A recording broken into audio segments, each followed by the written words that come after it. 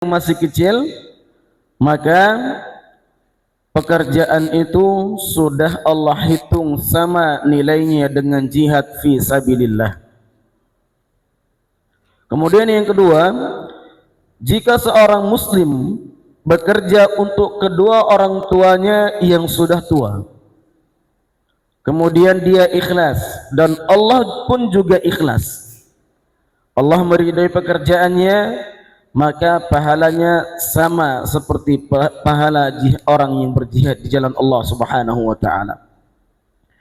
Kemudian yang ketiga, jika ada seorang muslim yang keluar untuk menjaga kehormatan dirinya, maksudnya di sini menjaga kehormatan dirinya, menjaga dirinya dari sifat minta-minta.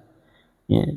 Kemudian ada sebuah peribahasa yang indah yang mengatakan al-yadul ulya khairum minal yaddis sufla. Tangan yang di atas jauh lebih baik dibandingkan daripada tangan yang di bawah. Jika seorang muslim bekerja untuk menjaga kehormatan dirinya dari meminta-minta, maka sama pahalanya seperti pahala jihad fi sabilillah. Hadis yang diriwayatkan oleh Imam At-Tabrani.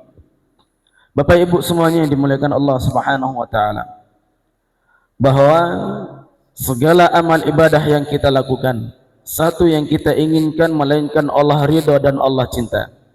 Selama Allah mencintai seorang hamba, maka mustahil seorang hamba Allah enggak bakalan dan tidak mungkin melihat seorang hamba itu melihat sesuatu yang Allah haramkan, mendengar sesuatu yang Allah tidak sukai.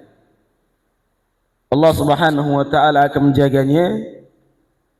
Allah Subhanahu wa taala telah berpesan di dalam Al-Qur'an, ya ayyuhalladzina amanu taqullaha haqqa tuqatih wa la tamutunna illa wa antum muslimun. Wahai orang-orang yang bertakwa, wahai orang-orang yang beriman, bertakwalah kalian kepada Allah dengan sebenar-benar ketakwaan kepadanya. Wa la tamutunna illa wa antum muslimun, dan janganlah kalian mati melainkan kalian dalam keadaan Islam, dalam keadaan beriman kepada Allah, dalam keadaan melaksanakan perintah Allah.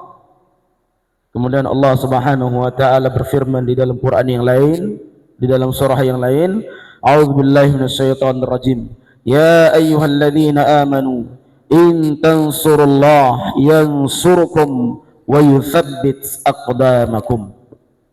Bapak Ibu semuanya yang dimuliakan Allah Subhanahu wa taala, ketahuilah bahwa segala amal ibadah atau segala pekerjaan yang dilakukan oleh seorang muslim yang diawali dengan niat yang ikhlas karena Allah Subhanahu wa taala, maka sesungguhnya kemuliaan, kecintaan Allah akan selalu menyertai dirinya.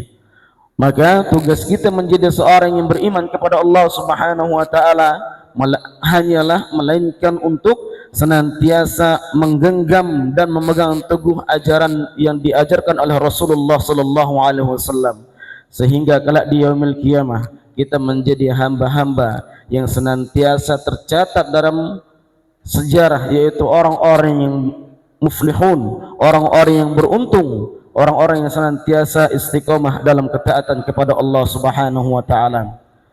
Tiada yang kita inginkan melainkan kecintaan dan keridhaan Allah Subhanahu wa taala.